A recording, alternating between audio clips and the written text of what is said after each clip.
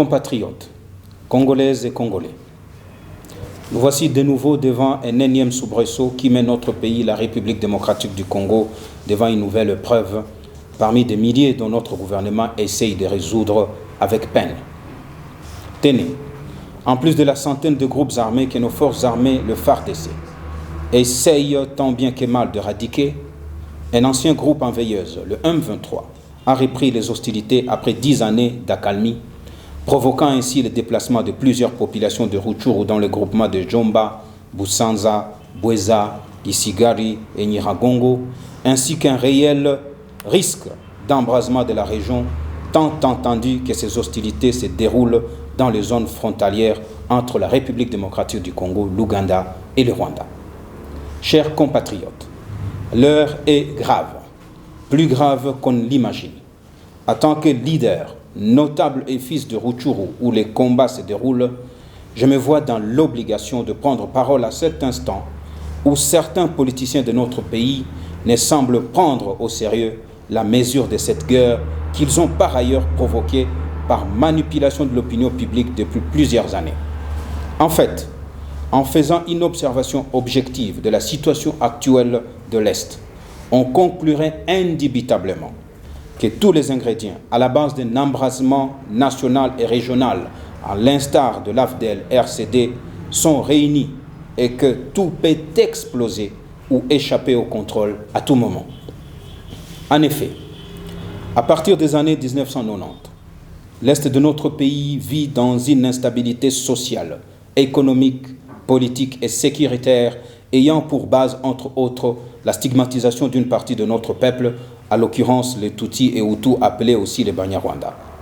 Par absence de l'autorité de l'État capable d'assurer la protection de tous les peuples sans distinction, cette stigmatisation, pourtant gérable, sera amplifiée en 1994 avec l'arrivée des réfugiés rwandais dont une partie de leur élite avait une idéologie anti-Tutsi qu'ils ne tardèrent à mettre en place en République démocratique du Congo, ce qui poussa les Tutsis et les Hutus du Congo à l'exil en Ouganda, au Rwanda et au Burundi pour ne parler que les pays voisins.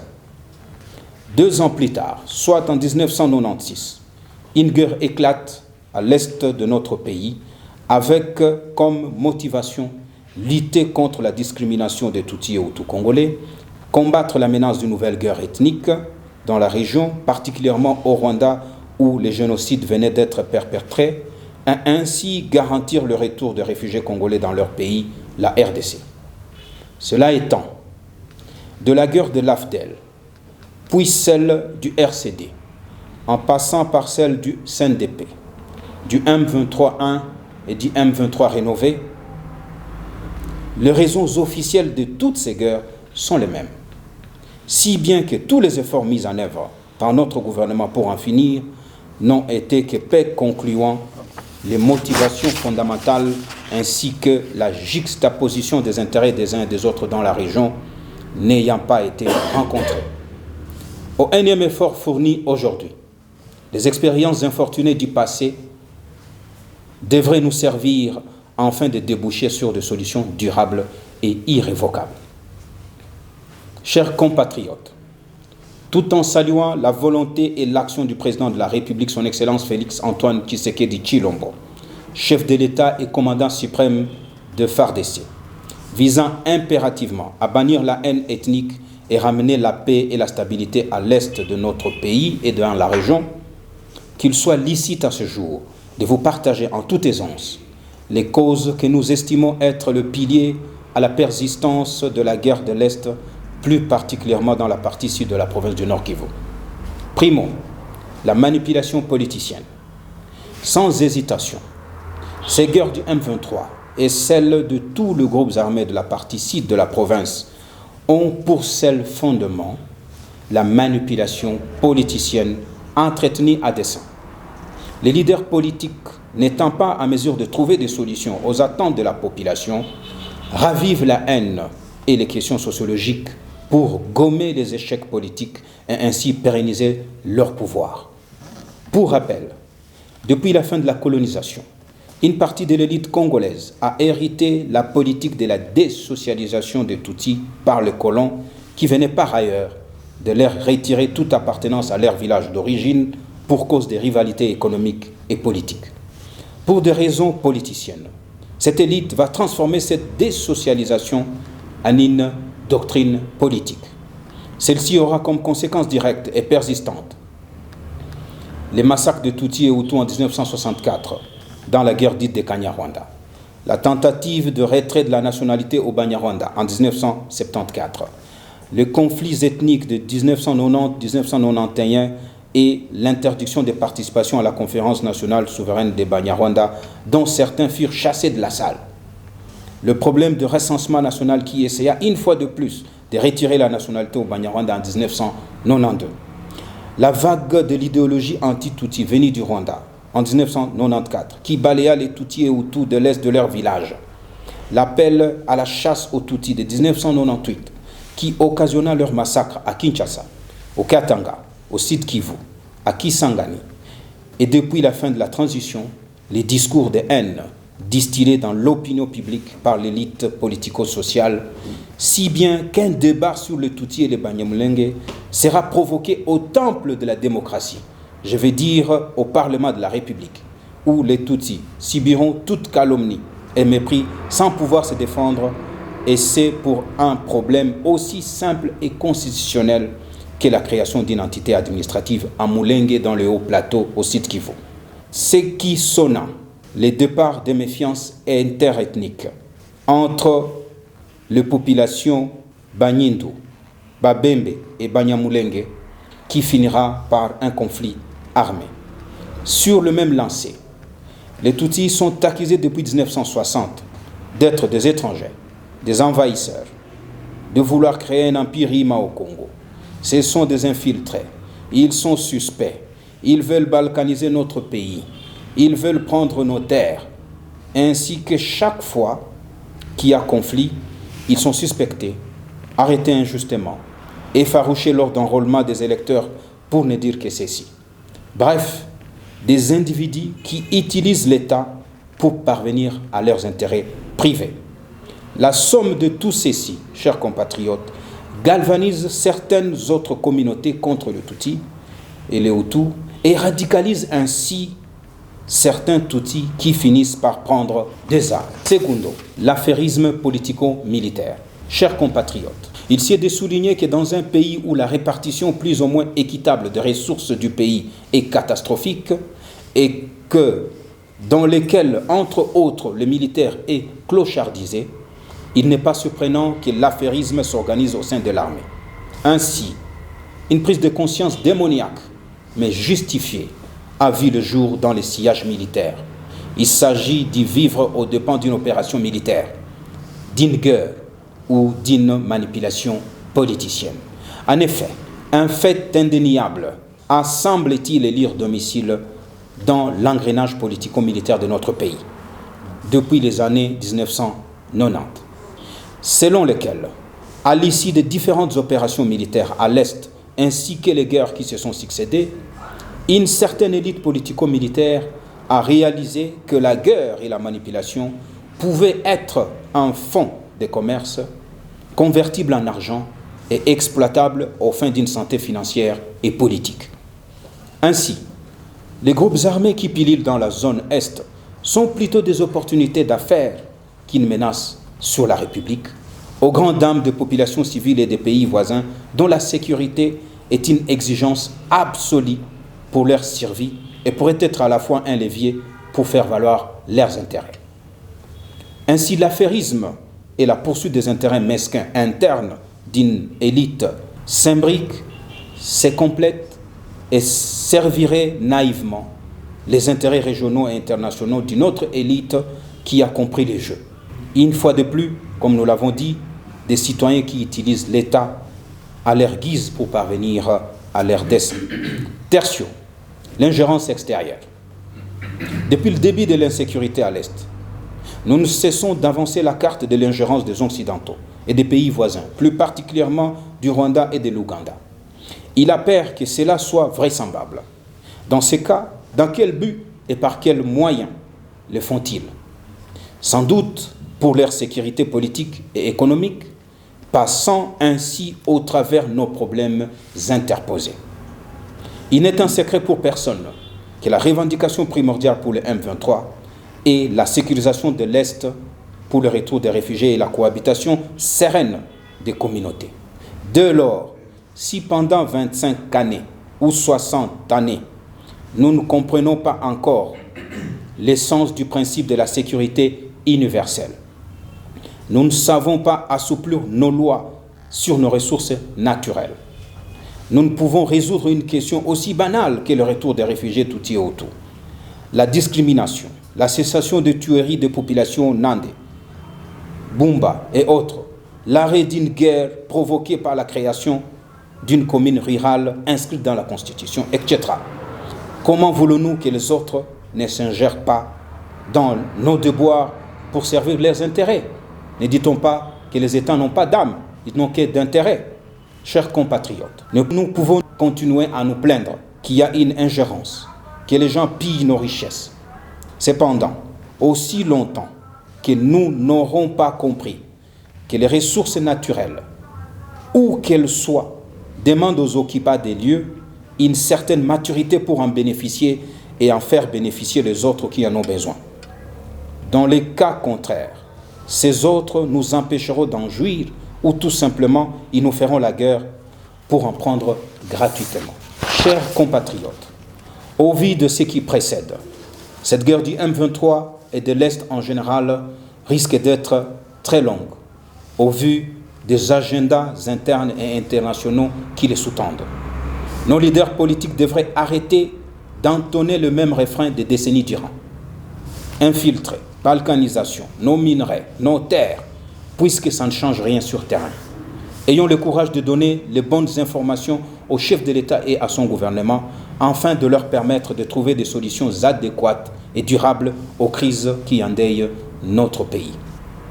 Cela dit, nous exhortons toutes les parties au combat à privilégier le voie pacifique pour résoudre ces problèmes, l'option militaire ayant déjà montré ses limites à 2 reprises et en n'oubliant pas que les victimes sont encore et toujours des Congolais. Deuxièmement, nous demandons à l'État de se doter de moyens conséquents pour restaurer son autorité perdue depuis plusieurs années, aux fins de l'éradication de tous les groupes armés, de sanctionner tous les manipulateurs et affairistes.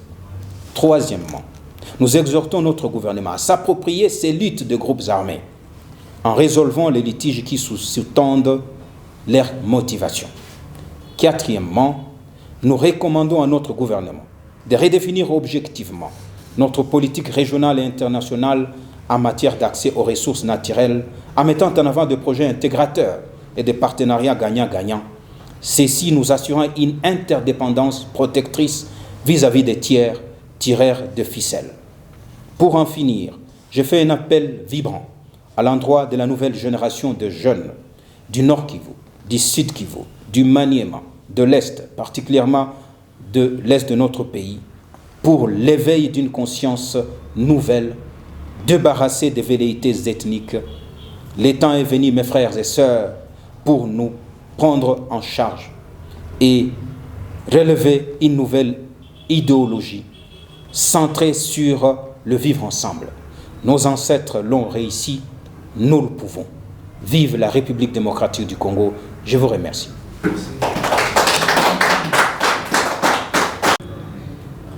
C'est en rapport avec les FARDC, parce qu'il y a des choses qui se disent que les FARDC sont appuyés par les FDLR. Vous savez, il y a de choses qu'on ne devrait pas dire sans de preuves tangibles. Tellement ce sont des questions sensibles. Vous savez que cette question de FDLR est la motivation principale de toutes les revendications, si je peux dire, ou les accusations de l'État rwandais. Ça veut dire qu'on ne devrait pas jouer avec cette question. Lorsque nous disons que les FDLR sont avec le FARDC ou que le Rwanda soutienne le M23, cela, sans vous mentir, nous amène indubitablement vers une confrontation entre nos 2 États. Et je ne vous surprendrai pas, les victimes seront une fois de plus les Congolais, ce que nous ne souhaitons pas. le Rwanda soutient pourquoi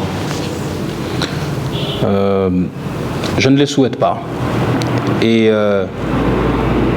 je pense que la meilleure question à se poser, c'est celle de savoir si le Rwanda soutient les M23, c'est pour quel but? Je pense que c'est ça la bonne question à se poser. Et je pense que je ne suis pas un officiel pour pouvoir y répondre clairement. Je laisse donc la primaire de cette question à ceux-là qui le peuvent, aux officiels de nos deux pays ou de la région pour pouvoir y répondre. Je vous remercie. Êtes-vous d'avis que le Rwanda est en connivence avec les multinationaux qui pillent nos minéraux? Je ne suis pas d'accord avec cette façon de voir les choses. Ce que je vais vous dire, et je l'ai dit dans mon speech, c'est que les États n'ont pas d'âme, ils n'ont pas d'amis. Si vous êtes faible, eh bien, les autres États vont vous bouffer. C'est toujours comme ça a toujours été ainsi. Même le temps de royaume. Un royaume qui était fort pouvait prospérer, ou qui était organisé. Un royaume qui était désorganisé, moins discipliné, il était voué à la prédation des autres royaumes qui sont forts. Aujourd'hui, si nous pouvons dire que les autres pillent nos ressources, ça veut dire que nous n'avons pas défini de loi et de règles pour que ces autres-là accèdent à nos minerais. Je vais vous dire une chose. Les minerais que nous appelons le nôtre, nous appelons nos minerais, est-ce qu'ils sont vraiment le nôtre? Parce que le prix de ces minerais est fixé à Londres, aux États-Unis, en Chine ou à Dubaï. Vous allez dire que cette chose-là nous appartient? La transformation de ces minerais-là. Est-ce qu'au Congo, nous transformons nos minerais? La réponse est négative. Ça veut dire que nous devons quitter cette confusion de croire, cette manière de continuellement dire que les gens ils viennent pour piller nos richesses. Nous devons abandonner. C'est à nous de définir des règles pour permettre à ce que les autres accèdent à ces minerais. C'est la seule voie possible qui nous permettra de jouir de nos minerais. Donc aujourd'hui, nous devons définir des bonnes politiques pour permettre à ceux que nous appelons des étrangers, le Rwanda ou je ne sais pas qui, de bénéficier de nos ressources par de voies légales. Je pense que la question du retour des réfugiés est une question primordiale pour la résolution de ces conflits qui se passent dans le Rutshuru et plus particulièrement le problème du M23. Je l'ai cité dans mon propos. Plusieurs rébellions et guerres ont éclaté à l'Est et avaient toute une seule motivation. Entre autres, bien évidemment, le retour de réfugiés. Pourquoi notre gouvernement ne peut pas arracher, retirer ces groupes armés de cette motivation qui semble être tout au moins légitime? Je vais vous faire une anecdote. Vous savez, à un moment donné, on avait 4 ou 6 présidents de pays qui entourent la RDC qui étaient tous des réfugiés. Vous commencez par Kabila, réfugié. Vous prenez Nkurunziza, il était réfugié. Vous prenez Kagame, il était réfugié. Vous prenez Museveni, il était réfugié. Vous prenez Dos Santos, paix à son âme, il était réfugié. Est-ce que vous réalisez qu'un pays qui a ses enfants hors de son pays, qui sont comme des réfugiés, est en danger permanent? Nous sommes chrétiens, n'est-ce pas? Nous lisons la Bible. Vous connaissez l'histoire d'Israël, des Juifs. Ils ont été en refuge pendant combien d'années? 400 années. Et ils sont rentrés chez eux. Au Rwanda, ils ont été en refuge 30 années. Ils sont rentrés chez eux. Je pense que si nous pouvons vouloir une paix durable, comme nous disons, eh bien, nous devons gérer cette question de réfugiés avec beaucoup d'intérêt. Parce que, sans vous mentir, elle constitue notre talon d'Achille. Le Nord Kivu persiste dans l'insécurité alors qu'il demeure sous état de siège. Quel bilan faites-vous? L'état de siège en soi, ce que nous pouvons dire, c'est qu'il a essayé tant soit peu de résoudre une ou deux questions. Mais le problème étant aussi grand, l'état de siège n'a pas pu terminer le problème. Je pense que le temps est venu de remettre les civils aux affaires dans la gestion administrative et politique de la province et laisser les militaires s'occuper de la guerre, parce que c'est ça leur mission régalienne. En ce qui me concerne, l'option militaire a échoué. Vous vous rappelez de la guerre du M23 en 2012-2013 ? Nous avons chanté au fort victoire parce que nous avons défait totalement le mouvement M23. Avant M23, on a défait les CNDP. C'est revenu une fois de plus. Ça veut dire que nous sommes encore à ce jour sur le terrain militaire. Nos FARDC peuvent encore défaire le M23. Mais quelle garantie avons-nous qu'ils ne vont plus ressurgir 5 ou 10 années plus tard? Voilà pourquoi moi je dis que l'option militaire ne devrait pas être privilégiée. Nous devons trouver des moyens pour résoudre cette question par de voie pacifique. C'est seulement en ces termes-là que nous pouvons nous assurer d'une paix durable. Regardez ce que nous ne savons pas. De deux côtés de ligne de front, ce sont de jeunes Congolais ou des hommes congolais qui sont en train de mourir. Du côté des FARDC, on pompe l'idéologie à nos jeunes soldats. Même pas 1 centimètre de notre territoire n'ira à l'ennemi.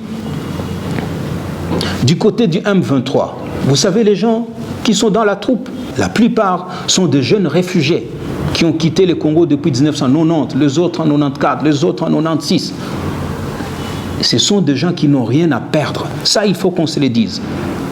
Certains policiers à Kinshasa ne comprennent pas ce qui se passe. Ils n'ont rien à perdre. Ils ont déjà tout perdu, au fait. Pas de famille, pas de sol, pas de nationalité. Ils ne sont pas acceptés ni au Rwanda, moins encore en Ouganda. Et chez nous, au Congo, nous disons non, ce sont des Rwandais. Et eux, à leur tour, on leur dit, ça c'est la terre de vos ancêtres. Vous comprenez cette guerre, comment elle est? Du côté de FARDC, on dit que c'est votre pays, aucun centimètre n'ira à l'ennemi. Du côté du M23, on dit aux jeunes, c'est la terre. On ne leur dit même pas, parce que parmi eux, il y a des jeunes qui sont ressortissants de Bunagana aujourd'hui.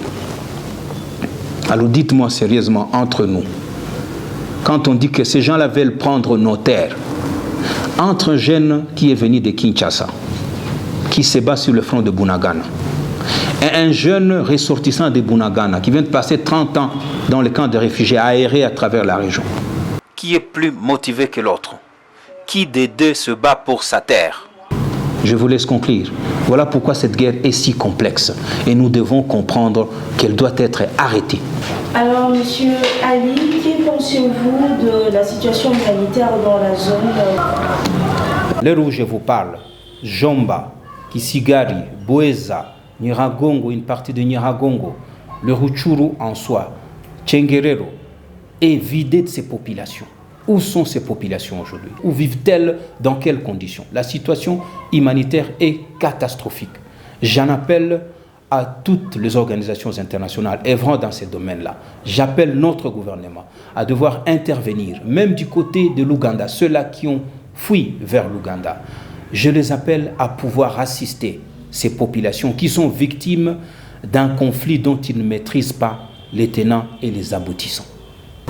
En dernier lieu, ce que je peux dire, c'est d'appeler nos politiciens, certains de nos politiciens, à éviter de manipuler, d'instrumentaliser notre population, en accusant les uns et les autres, à tort d'ailleurs, de noms que nous avons cités dans notre propos.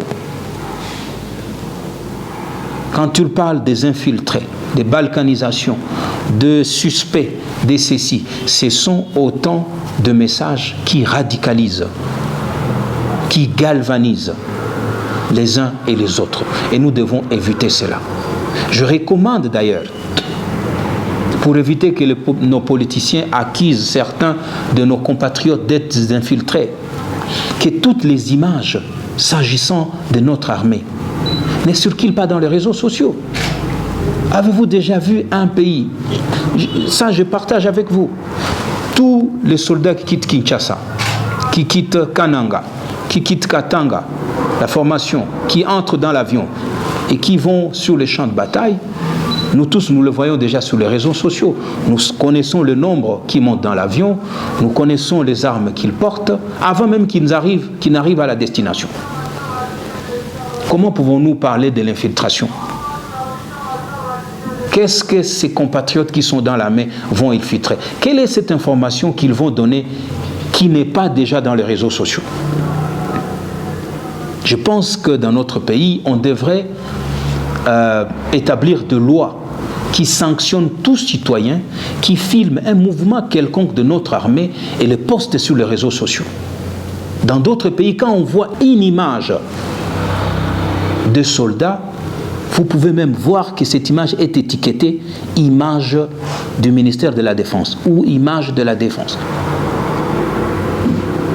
Mais chez nous, nous avons tout dans les réseaux sociaux.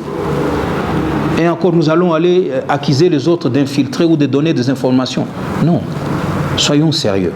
Évitons ce genre de discours qui nous font reculer et qui donnent une motivation davantage à ceux-là qui veulent faire la guerre. Et ceux-là que vous dites qui pillent notre... Parce que ceux-là qui pillent notre pays, ils exploitent nos faiblesses. Ils savent que si vous touchez sur telle sensibilité, eh bien vous allez ramasser tout le monde. Eh bien ils touchent et les guerres éclatent. Nous devons éviter cela, et cela pour le bien-être de notre pays. La question est celle de savoir, comme vous me disiez tantôt, la cohabitation entre les communautés du Nord Kivu et plus particulièrement les Tutsis et les Hutus. Et moi je pense que depuis la colonisation, les colons ont essayé de tirer sur cette ficelle du communautaire ou du sociologique entre les Tutsis et les Hutus. Et moi je vais vous rassurer aujourd'hui, je le répète, les Tutsis et les Hutus sont des frères de sang depuis des milliers et des milliers d'années.